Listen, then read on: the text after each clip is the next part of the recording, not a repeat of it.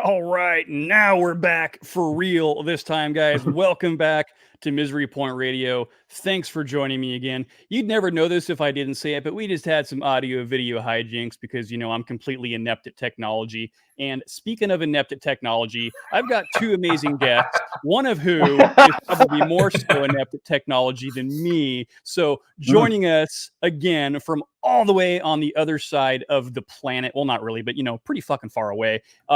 We got Chris Hubbard, Lloyd Stringer, 13th sign from the UK, guys. Thank you so much for joining me today. Thanks for having us. Yeah, I feel like we just had this conversation. Deja vu. You just repeated everything I say. Well, it is what it is. So I'm excited you guys are here. Thanks again for taking the time out from joining me from 8 hours in the future and talking about this epic new album that you guys have released. So, of course, last time, Chris, it was just you and I. And this time we're joined by Lloyd, who hopefully can offset, Chris's technological difficulties, but we can but hope. No promises. I'll try my best. Yeah. Awesome. So he's been doing it for years now. He's got practice. Well, so a year ago, Chris, you and I chatted for the first time, and I had just gotten into 13th sign thanks to Mr. Chris Heap over there from Heaps of Metal. Shout out to Chris. Who's of course a very big supporter of your band as well. And over the course of the last year, as you had alluded to when we first chatted, that you had something epic in the works that you could not really talk about so much at that point, and come to find out that this album is more than anybody could have possibly hoped for. So I'm really excited to kind of break this down into what it truly is. So yeah, needless to say, it's just epic. So right out of the gate, I'm going to tell you that I love this album. I'm not just blowing smoke. You know that I'm a huge fan of what you do, but this took it really to the next level, guys. So an outstanding job, well done, to say the least. Thank you very much. Yeah. And I just realized I wasn't looking at your album. I was listening to somebody else's. So anyways, so let's also give a shout out to the rest of the chaps who aren't here with us today. But Dave, Reno, and Dale, you guys are fucking beasts. And man, Reno's vocals on this album, I mean, they're so goddamn good. They literally gave me goosebumps. Like in my pants goosebumps, but that's anyways, you didn't need that visual. Sorry, Reno, but it is what it is. Yeah, it's just, this album it's powerful. It's got just a mix of all kinds of stuff. I mean, it's got the thrash, it's got the death, it's got the power, it's got the prog, it's got kind of a little bit of everything. So let's just talk about a little bit the production of it. So Lloyd, you were actually involved kind of firsthand in the production of this album, if I understand it correctly. Yeah, me and my best friend Matt, he does all our producing. We got him on board for the second album, and then it's really weird because he's not into metal at all. He's into sort of pop stuff, Radiohead and sort of Pet Shop Boys and stuff like that. So when I kind of suggested he had to go at producing some stuff for us, it was kind of like, is it going to work? Is it not? And then, we've just kind of gone from strength to strength on all the albums, I think. And this one, definitely the best one yet, production-wise. So we kind of, this one was a bit different because COVID. So we did a lot of it over kind of Zoom. So it was quite interesting. So, but yeah. So you recorded everything, and then as you were kind of mixing it and putting it all together, you were comparing notes kind of remotely? Yeah, we can't. So he came to mine and Chris came, and we recorded all the drums, and then Chris and Dale went to Matt's a different weekend, recorded in a day. You recorded all the drums in a day? I think it was about 6 hours. We did. I did it in my slippers as well. We were setting up, and I was still in my pajamas, and I had my slippers on. It's like, and then we did everything really quick. So it's like, shall we do a take? And it's like, yeah, all right then. And then I just got in the zone, and it was like, I don't dare change my slippers now because they might be like a good luck charm. So we just did the lot all in one go. We didn't even stop for a break. We started about 10 in the morning, didn't we? And apart from stopping for a cup of tea and a bacon sandwich, we pretty much just powered through, and we were done by about 4:30. From what I remember, we were actually done about 3:00. And we kind of finished that. It was like, right, we kind of think we're done. So we said, let's go walk the dog and kind of clear our heads a bit and see how it feels. And then we sort of came back and listened back, and we were like, yeah, other than like there was like a few missed triggers with the sensors on the kick drums, but other than that, it was just Lloyd kind of just taking out the odd extra kick drum which had been mistriggered in there. Yeah. Other than that, we just kind of sat back and goes, well, you know what? There ain't nothing wrong with this. Screw it. Let's leave it. 5 hours done. Then on the Sunday, we did some extra acoustic bits, didn't we, for the start of Bone Collector? Yeah. You recorded some drums, which is quite amusing. We did that. And then, so we did that. And then the following weekend, Chris and Dale went to Matt's and they recorded all the guitars in a day as well. All the rhythm guitars in a day. Just the rhythm guitars, not the lead, just all the rhythm, Yeah, just rhythm. That was a long day. That took longer than 5 hours, I tell you. But we kind of started there about 10:30 in the morning. And I think we finished about 6:30 at night. And other than a custard cream break halfway through with a cup of tea, we pretty much went through the whole thing, from pretty much beginning. I remember we started with Demons because we said that'd be physically a good way to kind of warm up our fingers and muscles and get a brain in gear with it, with slightly physically less demanding track. And then once we'd got Demons out of the way and done, we said, right, well, which one we can do next? Well, they're all bastards to play after that. So well, let's just start with the first one. Let's start with Bond and and then we just worked our way in order through the album, right to the end. And I say we were pretty much on our knees by the end of that night, but we did get it all done in one day, which was pretty darn impressive. Yeah, and then Dave did all his bass at his house, which took him about 5 months. And then Reno did all his vocals, which took about another 5 months. And then and then they emailed all their bits to Matt, who kind of put it all together at his end. And then we had a big, like a shared chat on our phone, just like a shared message, and we just had a tick list for each song.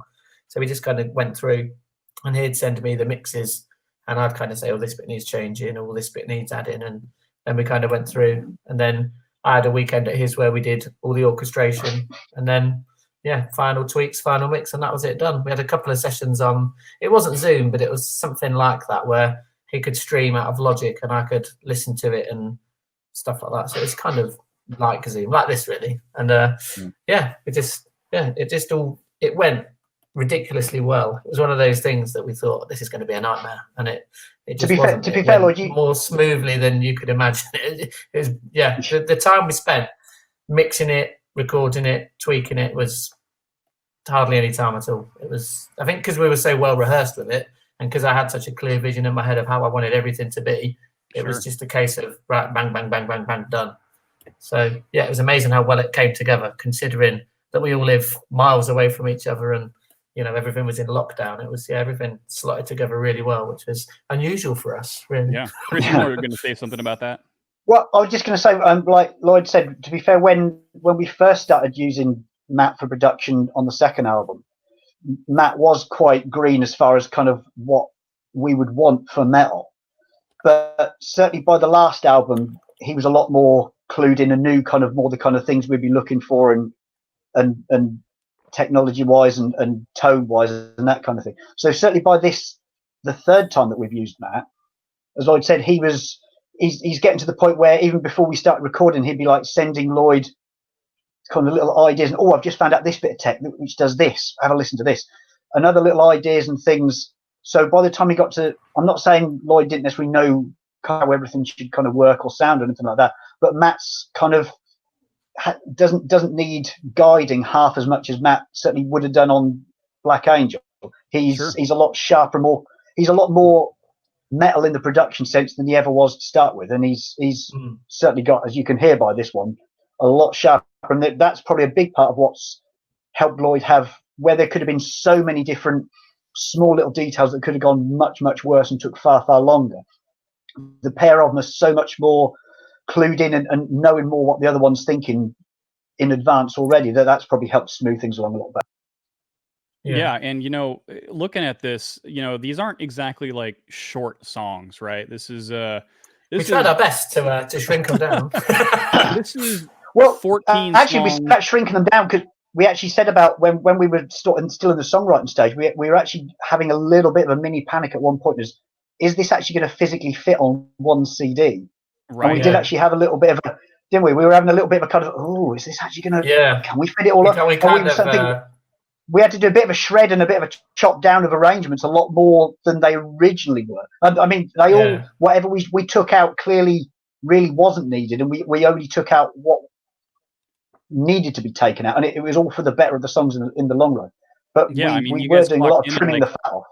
111 minutes or something like that, which is insanity. But I mean, hey, you get your money's worth. You know, there's no doubt about that. So one thing we were worried about was we didn't want it to sound like a long album. And when I was working on it, I kept sort of thinking, like, it doesn't sound like it's 111 minutes. There's some albums I've got that are quite short, and you kind of track 5, you're thinking, is this still on? And I think with our album, I mean, obviously I'm biased, but every time I play it, I don't think it sounds like it lasts so long. Do you know what I mean? Some albums just feel really long. But I think like you're on to track 7 before you've even blinked. So I think part of that, though, has to do with really overall the concept of the album itself, right? So it is a concept album. It does tell a story, a pretty in-depth story that's based in truth. And you guys have used the tools of voice actors and soundscapes to really kind of bring things together. So when you listen to it, it doesn't just feel like, okay, next song, okay, next song, okay, next song. In fact, it's really hard for somebody like me, who's a huge fan of concept albums, to pick songs that I think are just the best, you know, or the worst, because they matter. Every song in there has a narrative. And I'm kind of one of those dorks that, you know, reads the liner notes and goes through all that stuff and kind of looks at everything about a song as I'm listening to it, especially the first few times. And I also wanted to bring that up, that your liner notes are also epic. I mean, this is not just some photocopied piece of shit paper that you had scrunched up in the back of your drawer somewhere. I mean, this is a really nicely put together liner booklet that also kind of goes with the motif and the theme of what the album is all about. I mean, each page looks kind of like a dossier of some sort or some kind of research file. So let's dig into that. I mean, it's got obviously concept albums, and I don't know where you fit, Lloyd, but obviously Chris and I are huge Queensryche dorks. But, you know, there's also elements of, say, you know, King Diamond, Coroner Death, Old Metallica, Lamb of God, and so many different elements going in there, plus the storytelling element. Tell us then about kind of the original story that this is based off, and how did you first decide that you wanted to use that story to craft an album off of? Right, so for starters, this is all good. I'll sit back, I'll see you in 20 minutes. So it's based, it's based on like you say, it's a true story about serial killers that kind of hit the news in the sort of late 90s, and in the UK. And it was just a massive story. And at the time, I remember sort of taking a real interest in this story. And then I've always wanted to do a concept album. Massive Queensryche fan. Cool. Big Rush fan as well. I don't really like the sort of metal that we play. I'm much more into Queensryche, Fate Sworn, and that kind of stuff. So, I've always wanted to do a concept album. And then when our old singer left, because he used to write a few lyrics, and when Reno joined, Reno wasn't really, well, I'd already written most of it by then anyway, but it was kind of I sort of already decided I'd take on a bit more lyric writing. And then obviously writing an album worth of lyrics with no inspiration is quite hard. So I thought now's the time to do the whole concept thing. And I think having the concept in some ways made it easier to write, because obviously the story's already there, and there's loads of books and documentaries and stuff you can watch on YouTube and things, which kind of gave extra ideas, and I rubbed the odd line here and there, so that kind of helped. I think it just seemed like the right time to do a concept, really. And I think the more we got involved in it, the more we kind of got into it, and it, in some ways, it helped shape the songs, and it made it difficult to write in some ways, because normally we'd write, say, 10, 12 songs, then when we recorded and pick an order. Whereas this, the thing we found difficult was kind of like track 3, that's this part in the story, we need a song that's like this, and it kind of made it more tricky to kind of actually compose the songs. But it also gave us quite a lot of a guideline that we had to kind of stick to. So it was definitely more of a challenge, I think. But I think it Did was you also start with, say, like an outline of the whole story and Yeah, then so- craft the music after that? Or did you find Yeah. yourself having music and now I need to kind of fit the lyrics to fit this spot? I'm looking kind of Yes, at the look, lineage. a kind of a bit of both, really. I kind of I did all my research, and I kind of mapped out kind of 15 ideas, which would eventually become the kind of 15 songs. And then we kind of roughly went through it with Chris, and then yeah, we sort of said, well, this song's going to be a bit of a love song. This one's going to be about sort of a murder. This one's going to be the court case, and then we kind of worked with it from there. And I wrote some of the lyrics before the music, and Chris had come up with some ideas. And then we'd say, well, that idea works with that, but that's too aggressive for that part. So we just tweaked it. And then we got to the point where I just let Chris write the songs, and then I wrote the lyrics, and then I kind of chopped them up on GarageBand and just really crudely edited them in like doubled bits, took bits out and sent in bits back and said, this is great, but we need a new chorus, which is going to fit these words. And then Chris changed some of the riffs to fit the words. And so we kind of changed that. We changed how we went about it sort of during it, didn't we? And I think that worked a lot better normally with our album. Say again? It was a lot more fluent. We had to be a lot more kind of compromised. There was a lot less kind of standard rules like we've kind of had before. It was not really rules, but we had to be a lot more kind of moving in and out. This bit works really good, but you say, so that'd have to be changed. That'd have to be changed. And it was, I think, what I've said with other people before. I think the biggest challenge, which you kind of half hinted at, was you've got to kind of, like you said, if you're writing a normal album with 12 songs on, you get to say, right, that's a cracking opening track, that's what we're going to open with.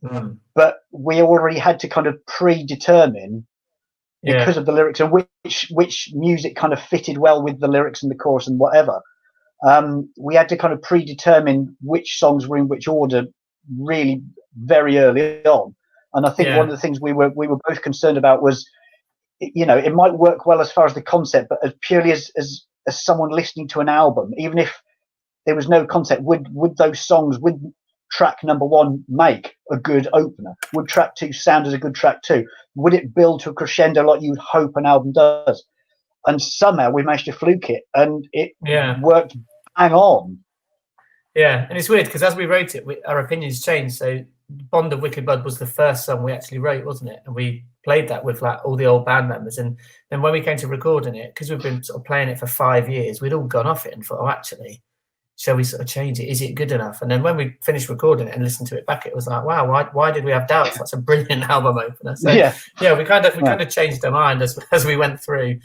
But yeah, it was. I think remember Silent Witness. That was one of the early ones as well. We kind of got up to where it changes with the clean part at the end of the solo. We'd kind of got that first block written really early. Yeah, and then it was almost kind of left it, didn't we? Yeah, it was about another year or so before it got kind of finished off. At least a year before it got finished off, and there was lots of, like you say, kind of bits of songs where Lloyd knew that bit definitely had to go with that set of lyrics and this bit, but the rest of the songs were very kind of incomplete, and there'd be like little bits kind of jigsawed on now and again with a little bit. Oh, that bit will work with that, or that bit will work with that bit, and it was very. It was like a jigsaw. There was just so many little pieces, being continually little tagged on until it all finally fit together.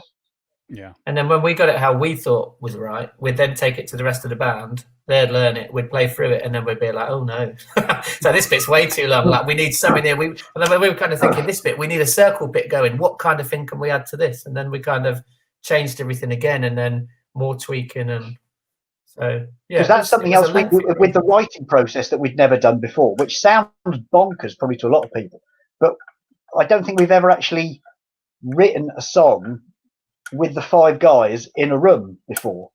It's always kind of been like 2 or 3 of us had kind of written a bit, and the other guys would just kind of get given a track. Right, there you go. Like, learn that. That's the recording, and that would be kind of like it going into recording. And once we sort of started doing, I think it was more out of necessity. I don't know whether we necessarily wanted to do it or chose to do it, but when we'd started to get the new guys in the band, I think we were kind of at one of the early practices with all 5 guys.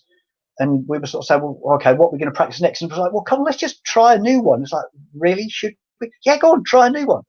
And so we then would work through one of the new tracks and be like, wow, that sounds brilliant, except for that bit. That bit doesn't work. And like Lloyd said, we then started tweaking it. Not only we'd already been tweaking it in the concept listening sense, but now we're doing it in the live situation, the practice situation. And as you said, so all the songs kind of gradually morphed and tweaked that little bit extra again. But again, it made them better. And so we just said, well, quite right. If this is working, don't, if it ain't broke, don't fix it. So we then started going through all the songs, and some needed changing more than others, but all the little tweaks that worked live, helped to benefit the writing process and the recording process. So the majority of these songs were written, at least in their skeletal form, quite some time ago. Yeah, so we started about 5 years ago. We started, and then we lost our singer, then we lost our bass player, and then it took so long to find a replacement singer. Yeah, that everything just kind of got put on hold. So me and Chris carried on writing, but we live 120 miles away from each other, so we'd kind of get together every 3 months, and we'd kind of sit in my lounge and just kind of go through what we've got, and I'll just kind of do finger drums on GarageBand along to the riffs, and we kind of did really rough recordings. And then, not having a singer, I kind of worked out all the vocal melodies and stuff, and I'm a terrible singer. Anyone in the band will tell you that. But we managed to get our old singer up to record some demos, which helped quite a bit. I think Chris would say that you're a fantastic singer, and he disagrees with you. All I can say is it's an experience that everybody should behold at some.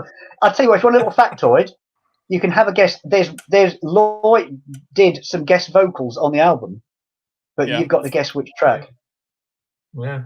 Reno really struggled with a bit, which was really easy. So I did a guide track at his house when we were doing it. And like I say, I'm terrible. And Reno liked it so much he kept it in. So I thought, well, if we're going to keep it in, I'm going to do it. So I did re-record it at home. But so being the world's worst singer, I ended up doing backing vocals on one song. So. Oh, that's awesome. Well, speaking of vocalists then, so you guys had, in addition to hiring some people to do some kind of cool soundscapes and things like that and little voiceover tidbits, you also worked with some guest vocalists who more or less kind of play characters. So if we're going to get into, say, the Nikki and Sister Mary, comparisons here, right? But so these vocalists, by the way, powerhouse job. I mean, fantastic. So before we get into who they are and kind of all that stuff, what I wanted to know is, did you have to coach them on their vocal parts, or did you lay down a ghost track and then they kind of recorded over your ghost tracks? How did you get them to learn the song, learn the melody? Because those tracks that they're singing over, that's not like slow, easy. I mean, we're talking some of that stuff is over really fast rhythms and syncopated rhythms. So I'm curious how you got those performances, because I know they weren't sitting there just hanging out with you in your studio. No, so what happened, as well as 13th Sign, I play in a wedding covers band as well. We do sort of beer festivals, weddings, proms, stuff like that. And the singer in that band, well, we've not had any funerals yet, but if you know anyone, I can give you our details. I know a few people. But so our singer in that band, who's also one of my best friends from school, it's his wife that sings on Walls of Jericho, and she is a West End performer. She's like a proper sort of famous star who has starred in, she's played all over the world. She's done My Fair Lady in Italy. She's done, she starred in Little Voice. She's been in Les Miserables, however you pronounce it. Dirty Dancing. That's it. Yeah, she had a big role in that. She was in the film with Russell Crowe. So she is, pretty well known. Yeah, and she. So I years ago, I was at I think I was at Matt's wedding actually. And I said to her, would you be up for doing some vocals? And again, she's not into metal at all. She's sort of Whitney Houston, Madonna, big fan, that kind of stuff. So she was like, yeah, I'd be up for that. That would be a bit of a laugh sort of thing. So I sent her the guide vocal, which Reno did. So I kind of sang it to Reno. Reno kind of sang it on this guide vocal. Better. And I sent, and I sent it to her. And only slightly, but yeah. So, and I sent her the song, and she kept kind of forgetting to do it, and she was busy and stuff. And then I emailed her, and I just said, we really need this sort of today, if you can have a look at it. She hadn't even looked at it, and I sent her a copy of Sweet Sister Mary and said, this is the kind of vibe we're after. And about an hour later, she just sent me a text saying, I've done it, let me know if it's all right. And that was it. I didn't even speak to her through the whole thing, and she literally heard our song, did about 4 takes, just sent me them and said, is that all right? And it was like, is that all right? That's like amazing. It's completely blew, because I wasn't sure how it would be, because obviously with her not ever doing any metal. I didn't know how her voice would kind of suit it, and didn't know if she'd really, when she actually got down to it, if she'd actually want to do it or not. But yeah, she just absolutely nailed it, and it was like, And yeah. did you that's have amazing. like the official backing tracks, for her to Yeah, sing too? yeah. So she had the full sort of proper studio version. It wasn't completely mixed, and it didn't have Reno's vocals on, but she had that, and Reno did like a rough guide track. So she kind of copied that pretty much as he did it, but then sort of embellished it a little bit. But, And what is her name? Nancy Sullivan. So, cool. Props to you, Nancy, for fucking knocking it out of the park there. Well, these guys are playing characters. So give us the rundown. Who are the characters, quote unquote, per se? I picked up Golden Boy, right? And then I picked up, there's some kind of a, I don't know, we'll say streetwalker type turned partner. I picked up on that. I picked up some kind of informant, right? Leech, I want to say. So kind of give us the rundown on the characters and just the baseline of the story. So I think, Lloyd, you're just going to have to spill the beans here. You're just going to have to spill the beans. He's been gotta do it, for man. years. Get on with it. So it's mainly about Fred and Rose West. I don't know if you're familiar with their crimes over in America, but basically, Fred West was a sort of local country boy, like a country bumpkin that had a very troubled upbringing. So the first couple of songs are about his childhood, right? And then he sort of ran away from home and moved to Scotland, and sort of tried to set up a new life over there, with which is what Demons Within is all about. And he got married, and that didn't work out. So he kind of went back to where he was from, and then met his then future wife, Rose West, who she's kind of referred to as a spider kind of throughout. So he's the golden boy because he was his mother's golden boy, even though he was an absolute, evil, sort of personified evil. But so we kind of use that to refer to him. And then, the sort of all the spider connotations, that's his then wife, Rose West. And it's them that committed all the crimes. So you've kind of got the first couple of songs are about his upbringing, then the next couple are about her upbringing, and then how they kind of get together. And then it's kind of goes on to the crimes, and then it's got like the court case, and then the aftermath, and then how their kind of families cope with it afterwards. So it's not really about the murders. It's about why they made murders and how they got together and why they did what they did and what kind of happened afterwards and stuff like that. So, and there's a big undertone to do with, say, examining the mental illness side of things, the schizophrenia. And that is a predominant theme lyrically that you see where they're hitting on, as far as the psychology behind what they did. Yeah, because it's strange. Like the more what most people just know about the story and sort of their house and how they hid all the bodies in the basement, and most people don't really know anything kind of the backstory. But so I'm from her side of the family. Her mum was depressive and her dad was a paranoid schizophrenic. And then when her mum was pregnant with her, she had ECT, which is what Electric Hammer's about. So she obviously had terrible genes, and him very similar. So you kind of got these two people that have both had really troubled starts. And then he had a motorcycle accident which damaged his brain, and he had plates, which is what impulse control's about. So you've got these two people that have already starting at a bad place, and then things happening, and then them getting together and then making each other even worse. And it's kind of all about that, and how stuff that happened to them kind of merged on and kind of accelerated into these two sort of serial killers, and then how their relationship kind of changed because they had a big pact of silence. And the idea was that he would take the rap for all the crimes, so she would get off free.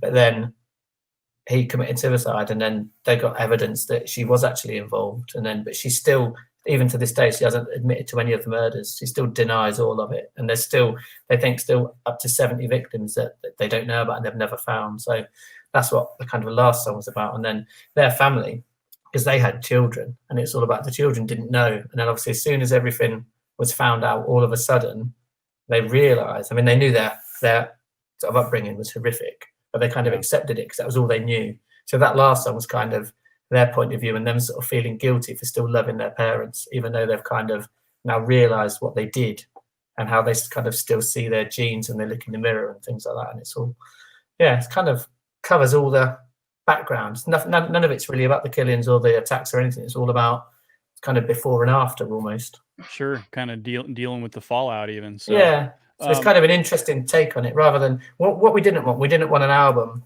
to be classified as like a gory murder metal kind of naff, cheesy sort of thing. So sure. Yeah. Yeah, no, that's awesome. And as far as, for instance, the soundscapes and the sound effects and the background and the locales, was any of that kind of done on a location, or is that just stuff that you had? No, that's all audio.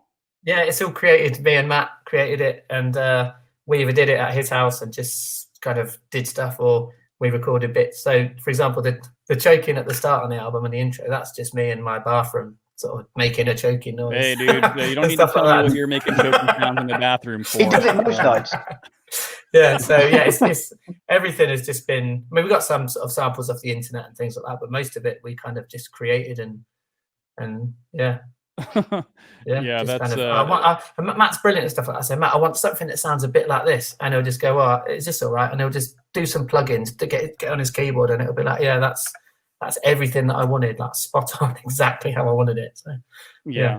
The map on the back of the inlay card, it seems to be indicative, kind of locations where maybe crimes were. Yeah, we wanted to make it. I wanted to give enough clues in the booklet so people could work it out without it being too obvious. I didn't want it to be like, oh, well, this is obviously this is obviously that. So that's why we didn't include any names. But sure. I wanted to leave enough details in so that if people were kind of familiar with the story, they might sort of see that and think, oh, that's based there. I wonder if that's so-and-so. And then they might look further on and say, oh, it must be that because this kind of thing. So the idea was that we were kind of leaving clues. I kind of felt like I was going on a scavenger hunt. Yeah, that was the plan, really. Yeah. But I didn't win anything. I thought we'd give it away with the song Leach, because at the start of the song it gives her name away, and if you googled Janet Leach, you'd probably find everything you need to know straight away. So, oh, damn it! So there was a prize. You missed an easy one. I get it. Well, the prize is that I get to listen to that album now over and over and over and over again. Yeah. So probably kind of like listening to an album as you're recording it. So now that it's out, now that it's physically released, and you've got this fine product on the marketplace, do you have the same feeling about it as now people are hearing it? Are you as excited about it now as you were when you kind of started the project? Yeah, probably even more so, because I was a bit worried about it, because it's been my idea and my sort of passion for ages, and I've kind of talked everyone into going along, and I was really worried that we'd finish it and everyone would sit back and go, it's a bit shit, that. So I'm really glad that it kind of, everyone's saying it's exceeded their expectations. And one of the things that I'm really pleased with is you have an idea in your head of exactly how you want something to sound, and it never sounds like it. It's like if you're a painter, you imagine, I'm going to paint this picture, it's going to be brilliant, and you do it and you stand back and you think, no, it's not that great. And with this, I was really worried that it just wouldn't be as good as I thought it was. And obviously it's been in my head for 5 years, and then when it was all finished, it was like, that's exactly how I pictured it, if not a little bit better. So now it's out. It's just good to be able to let other people share it and say, you know, that thing I've been working on, right, here it is, have a listen. And so far, everyone's loved it, which is amazing. I couldn't be happier with how it's turned out, and I can't stop listening to it myself now. Even I was worried when we were doing it that I'd get sick of it, because obviously doing all the fine tuning and listening to it to pick faults and tweaking it, I was worried that I was going to ruin it for myself. But yeah, and Chris, when you and I were first talking, you know, you had said to me that you were really excited about this project, and that it was going to be concept, and that it was even farther of a concept beyond, say, Mindcrime, because the things that you were going to be talking about were based in actuality. So now that you've been through this process with this album, what's your take on it? Echoing a lot of what Lloyd said. As Lloyd gave the analogy of a painting, well, I mean, just more direct with previous albums we've done. As you're going through the writing process and the recording process, you're thinking, that's the nuts, that's cracking, that's bang on. And it's only then when it's finished, the CD's there in your hand, you put it in the play, and you sit back and listen, and you invariably sit and go, yeah, that bit's good, but why did that bit not quite work out? Tell you what, I'll try something a little bit different next time. And usually listen back, I find on how good it is, I'm probably feeling bang on happy with about, say, 60-70% if I'm lucky. And there's always kind of something to find a hole in. That just wasn't quite. Why did that not work out as I'd hoped? And if nothing else, it gives you kind of ideas to go working ahead on the next one and other ideas. But this one, like Lloyd said, I would genuinely say it must be at least 95% exactly the way we had it in our heads. And that's because we tend to set ourselves pretty high standards, and it's just pretty much damn bang on where we imagined it would be, the way it would sound. And the production, obviously, as we talked about before, is a huge part of helping that, because usually you kind of should have put a bit more bass on that. We should have done a bit more of this. This you sit back and listen to it. It's like, that's damn bang on.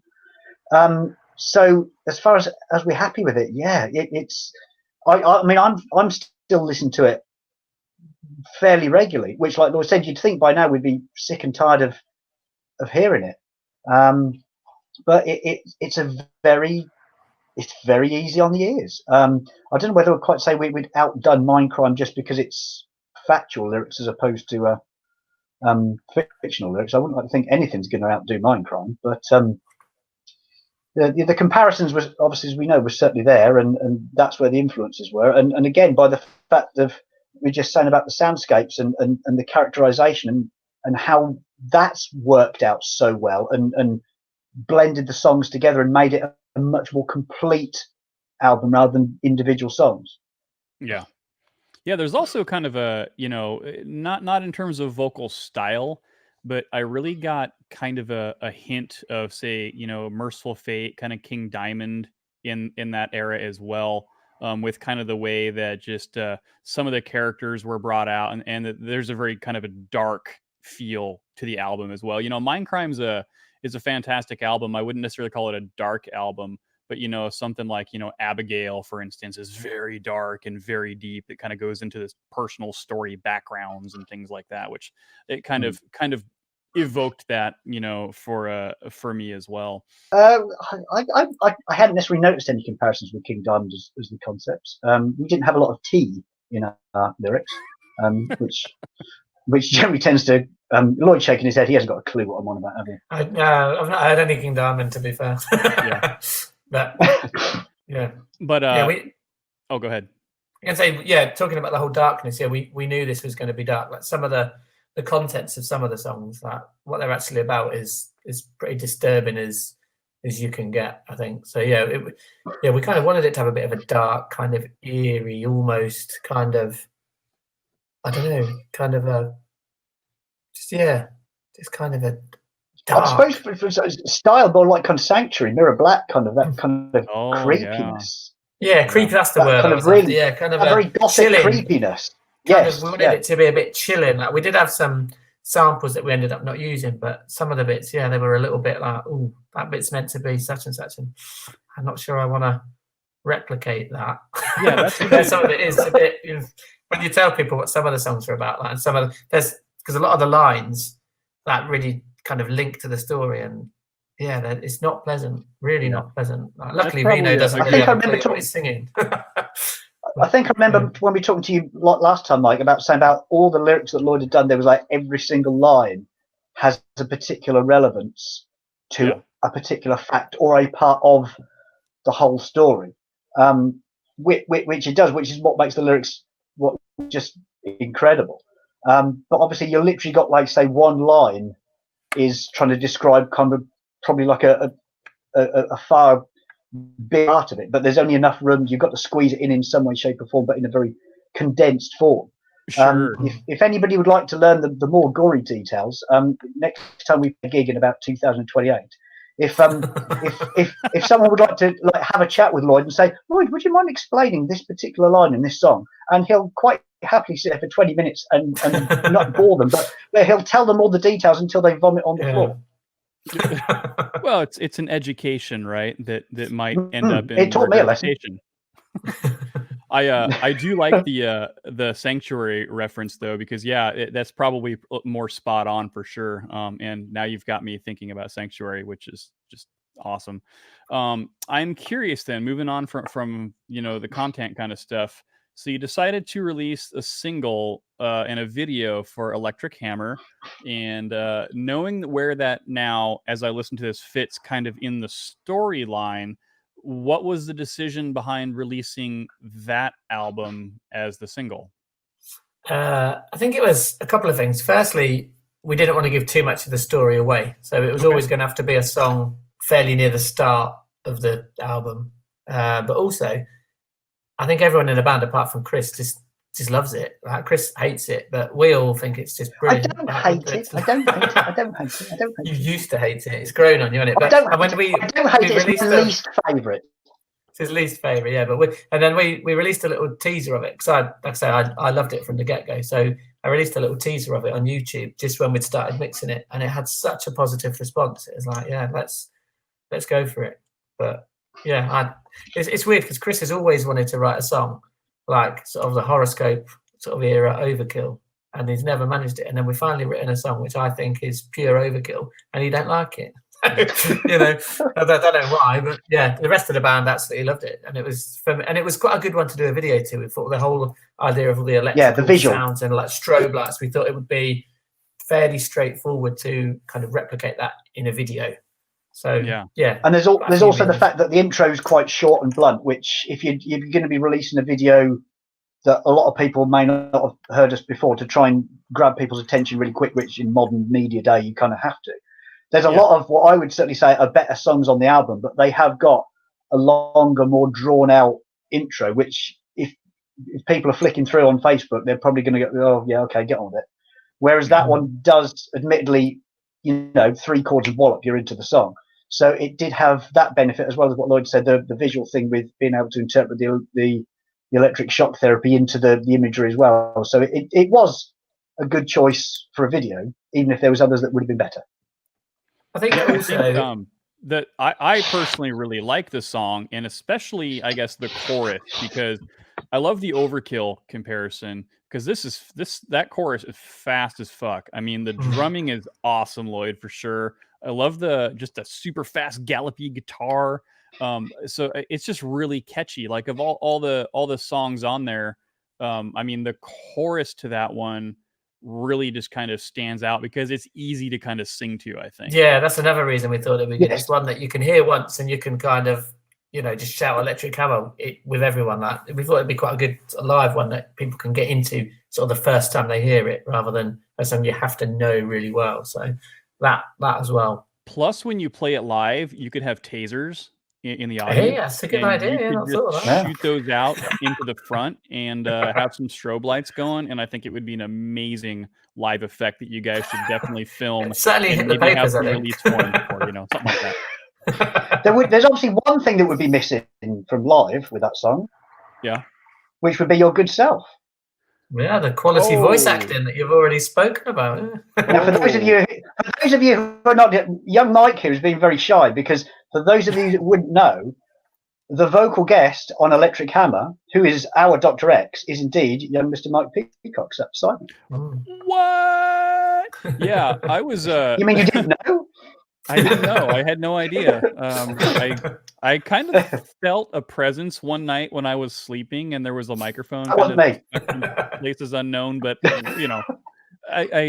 that was a fun process, by the way. I wasn't planning on going down that rabbit hole, but now that we're talking about it, the idea of having kind of voice actors, I think was kind of fun. And much like yourself, Chris, you're not necessarily a fan of, for whatever reason, that song being your favorite, but I'm very critical of the way I sound on media, and I'm like, yeah, that sounds like me. It's kind of weird. You got all these guys with like American accents on an album from the UK, which was kind of awesome to kind of see, because it broke up the monotony of what people's voices sound like sometimes. But it was a cool process, and thanks for asking me to do that. I had a blast, and I probably overthought it, but tried to put myself in that mindset of, oh my god, what am I doing here? What's my motivation? Where's my fucking acting coach? I got nothing. All right, so thanks for actually using it, and it's probably gonna hurt your album sales. So at least we know who to blame. What's that? At least we'll know who to blame. Yeah, yeah. Well, it's all is fair in love and bad voice acting. So I don't know. I think that song, though, personal feelings for it aside, is a good song, and I like the video. The production is awesome. How was it, shooting that video? I mean, knowing that you guys can bang out guitar tracks and drum tracks in record time, did you one day this video too? Yeah, the video. We just turned up about 10 o'clock, wasn't it, in the morning, in this sort of barn in deepest, darkest Norfolk. And the chap that did it, Sean from Loki Films, he just kind of wheeled in this box with like all this camera gear and all these lights. We just set it up, went through it, I think 16 times, and then that was it. We were done by about 4 o'clock, weren't we? And then he just sort of edited it and sent it. It was a really nice process, because normally everything we do, we kind of call in favors, whereas this one we didn't. We just kind of we splashed out a bit of cash and we said, right, we're going to get someone good. So we kind of researched someone good, booked him in, and he was amazing. He just turned up, shot it, went home, and then 2 weeks later, that was the final edit. We didn't even have any tweaks. He just said, how's this? It's like, yeah, that's amazing. That's exactly what we wanted. The interesting thing from my perspective with the location was we'd been looking for a location to shoot a proper video game for a long time, and we're talking like at least a couple of years, haven't we? And everywhere we'd looked had just come up empty, and we were thinking, this can't be normal. I mean, there must be places around that you can, a friend says, I've got this place here, or you can hire somewhere for the day, or you'd think there'd be somewhere. No, I mean, literally we were calling and checking out places kind of all around the country. No, couldn't find anywhere. And we were starting to get desperate and thinking, we need this soon. What on earth are we going to do? And the barn in question is just kind of like on one of my sort of duties with my day job. And it was literally about a couple of weeks before we had to sort of like make a decision whether we're going to do it yay or no. And I just asked a couple of questions, and they just said, yeah, you use the old barn over there if you want. Brilliant. Now, we sort of think like the old barn, thought it's not necessarily going to look great. There's probably umpteen different places which would look far, far better for a music video than this. But we were just out of options. Beggars couldn't be choosers. We had no choice. So it was like, yep, that'll do. Take it. Go with it. Fine. And then by the time Sean turned up, he literally sets up a few lights, quick smoke machine. You look at the drainage thing on the floor where they probably, drain the water and the cow shit and God knows what else out from the bottom of the barn. And you're looking down this camera lens and you're thinking, hey, that looks incredible. How come this manky old barn that we got lucky with just off the top of our heads, and all of a sudden we've got something that genuinely looks like a proper good location. We were just so lucky with it. Yeah, it's actually I feel like it's a great location, and it also kind of evokes imagery of a place where somebody might be, say, I don't know, murdered, killed, dead, made to not be alive. Yeah. So I think it kind of fit that whole theme pretty good. It was dark, it was eerie, and I don't know. I mean, now that I've seen it, if I took that image of how now I see that song in my head visually, and you were to put it somewhere else, I don't know if my brain could handle it. I mean, it fit that particular song so well. It did work out just incredibly well. Yeah. Luck of the draw, huh? Yeah. So now that you've got the album out, you've got the video out, are you going to release more videos? I mean, you can't play any shows until, like you said, 2028, at least. At the earliest, obviously. So there's got to be something else that you can do as far as promoting the album or kind of keeping it going. What's kind of in the framework? So we've got a lyric video for Bone Collector, which we're going to be releasing in a few weeks. We're not quite sure yet. And then we're hoping probably early next year to do another proper video for, we're maybe thinking Spider's Web at the moment, but that will be a bit like the Electric Hammer video, but we're going to have like cutscenes. We're going to have like a narrative going on as well. So it's kind of going to take a bit more planning and a bit more location hunting, but we're aiming to do another proper video there because we had such a good time doing it. And when you look back, when we're all old and showing our grandkids, it's great to have proper videos rather than sort of cheapy ones. So I think we're going to when you're sitting your grandchildren on your lap, telling them this family-friendly story about serial killers and streetwalkers and mental illness. You say, "Listen here, little Timmy. I've got the story for you, and then of course that will then start him down the road of depravity. Yeah, no, I think that's awesome. So clearly you've already thought this through, that there's got to be some level of future engagement, because the times that we're at, it's just, I mean, it's risky enough to release a project right now, without being able to live support it. So the question now becomes, how do you keep people interested and engaged before you can get on to the next project? Yeah, so we get just videos, and we're going to just try and keep busy. Dave and Rena were on about starting writing the next album, but I need a break. Yeah, my brain's dead. I mean, even more than normal. Yeah, and that's saying something. Yeah, I mean, it's going to be seriously the next one. Hopefully not. No, I mean, the only reason this one took so long was because it took so long to find a new singer, really. I mean, yeah, it'd be nice to get out and do some gigs and play this album while it's new. But yeah, I'm knowing how long it takes us to get stuff written and recorded and done. I think come Christmas, I'll be ready for looking at the next album. Sure. I've got some good concept ideas that I need to run by Chris. And what about like I don't know, streaming events or kind of band sessions where you guys just kind of hang out on the interwebs and let people fire random questions at you? Yeah, we don't tend to do anything like that. Maybe we should. I've not really seen anyone since we did the video. We got together once for like a listening party, and that was it. I've not really spoke to anyone else since. Not really. Yeah. We're not a very social bunch. Not really. You're sick of them, is what you're saying. And no, if we're you all have just to look busy. at Chris one more time, your head's probably going to explode. To be fair, we've been working so hard building up to the release of this that I know it probably sounds a bit lazy, but actually be able to have like a couple of weeks off of not necessarily thinking everything 100% about the band right at the minute will actually be quite nice. Yeah. Just have a few weeks off of just like, oh, it's done. We actually managed to live to see this thing released. That's good. And we can just chill back and relax just for a few weeks, just to kind of let things calm down and see what happens. Right. Yeah, no, it's a well-deserved break because, like I said, I'm a huge fan of the band, but this album exceeded my expectations, and as everybody should know, really everybody gauges their success off of my level of expectation and acceptance. So, as well it should be. The tides rise and fall based off Misery Point Radio, clearly. But yeah, no, I mean it's a fantastic, dare I say, masterpiece. Oh, it's you go ahead and say it, boy. You say it. Shout it. Yeah. Shout it. Go on. So yeah, I mean, I don't have enough praise that I can heap upon you to the point where it becomes uncomfortable.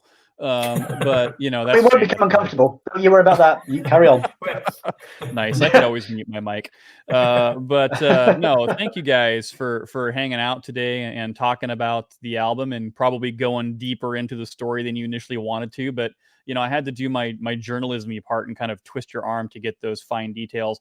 And just so everybody knows, there's way more to the storyline than even we got into. Way more. Yeah. It's gonna take a few listens before you really kind of get it. But then I promise you, even though you have to do this thing called reading, check out the liner notes and kind of follow along with everything, because it really helps stuff sink in, and then you'll get to know kind of the pieces start to fit together. And so this is why streaming's a bit bad. I think with a concept album, you need the book and you need to listen to it with your headphones on. You need to flick through. And one thing that I don't like about streaming is people are probably just, I'll have a listen to track 6, and it needs to be listened to in its entirety. You need to set aside an hour and a bit and crack open a beer and get your headphones on and get the book out. And you need to give it time, I think, and like try and digest it to really get into it. And I think if people do make that effort and do get into the story, I think it will make it so much sort of different sort of listening experience, knowing what's actually happening rather than, here's a song, here's another song. Sure. Actually knowing, because my brother, he knows the story, but he didn't really know any of the lyrics, and I got him to proofread the booklet, and I think when he read it, it was like, I know what that one's about now. But rather than just thinking, I like that song, it's like, that's sang from the point of view of this, and oh, that's a bit disturbing. So I think it changed it for him. So I think other people that don't even know anything about it, I think it would, massively change how they listen to it. Listening maybe not for the best. will either turn you into an intellectual or make you realize that you have no intellect. Either way, it's one of the two. No, man, job well done, chaps. Anything else that you want to say to the people out there in podcast land? Any final thoughts you want to leave us with today? Just have a listen and let us know what you think. And if you like it, buy a t-shirt or buy a copy, or help support local bands, because we get 0.0006p for every stream. So if you do like it, help us out. Buy the and tell your friends. album. Tell your friends. Yeah. No, to be fair, if you have one friend, tell them 1,000 times. Yeah, we're not in it to make money. We just enjoy doing it, and we just want people to hear it. Now it's done. We just want people to listen to it and like it. And so far, everyone has liked it. So and we just want people to kind of like it and appreciate, the amount of work that certainly Lloyd has put in and we've all put in. And I think if you do give it just a fair good listen, it really is quite an absorbing listen, and you can sit back and say, wow, that really is for an underground band, that really is quite a hell of an achievement, and we're bloody proud of it. Yeah. And you should be. So tell everybody where they can find your music, how they can order physical stuff, where they can stream the digital stuff, where they can buy your merch, and how do they stalk you on social media? So everything's for sale on our Bandcamp page. So if they Google 13th Sign Bandcamp, they can buy merch and physical stuff. We've got some new t-shirts for the song Demons Within, which are pretty swanky. And other than that, it's on all streaming platforms. It's on Spotify, Apple Music, Amazon. It's everywhere. So it's not hard to find, much to Chris's disgust. Yeah. Awesome. It is everywhere. And YouTube. Everywhere. Someone's already ripped it to YouTube, I've seen. So you can listen to it on YouTube. Thank you, pirates. Really? Yeah. Awesome. Well, ladies and gentlemen, and the rest of you, just join me in thanking Chris Hubbard, Lloyd Stringer, 13th Sign from the UK. Check out their new album. Check out their old albums. Check them out everywhere you can possibly check them out. Guys, thank you so much for joining me today. This has been an absolute blast. Yeah, thanks for having us. Cheers, Mike. Good to see you again. Woohoo! So you survived it. That was pretty damn good. So thank you for that. So I am planning on trying to get this posted and ready to go, at least the audio side of things, by Monday. That's my goal. Oh, cracking. That's great. Yeah. Wow. So we'll kind of bang it out. I'm going to pretend like I'm you in the studio, Lloyd, and do all Just my nail tracks it, in one day, But as far as the video side of things, I'll have to tweak that and see if I decide to release that at all. But everything I can see so far, it seems pretty solid. So now that we got Chris to figure out how to work his stuff, it all went pretty good. I know, it's impressive. I'm genuinely impressed that Chris has managed to work it, if I'm honest. No one is more astounded than I. Hey, there you go. Well, I think next time we do this, you'll have it all figured out. Maybe not. You might even have a laptop that you can actually see. Why not? It's You'll have to take that one back to the museum. And awesome, guys. If it's thank good you enough so for much. Queen Victoria, it's good enough for you. Right on. All right, you guys have an awesome day, and I'll Awesome. let you Cheers, know when Mike. this goes live. Lovely. Thank you very Pleasure, much. Mike. Take care. Always. Cheers. Thank See you so ya. much.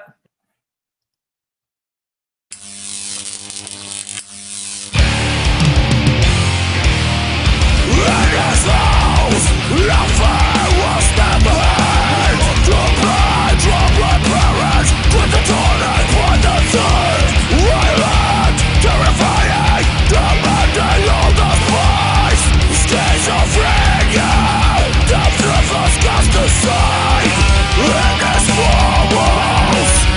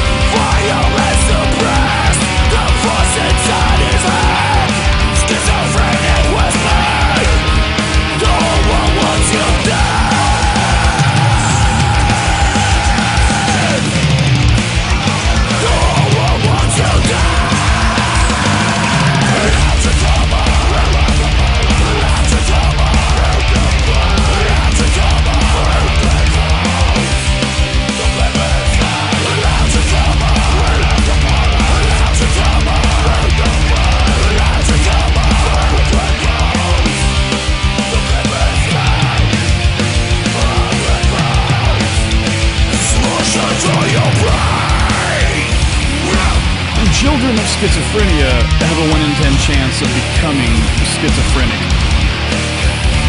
Children of depressives are far more likely to suffer from mental illness.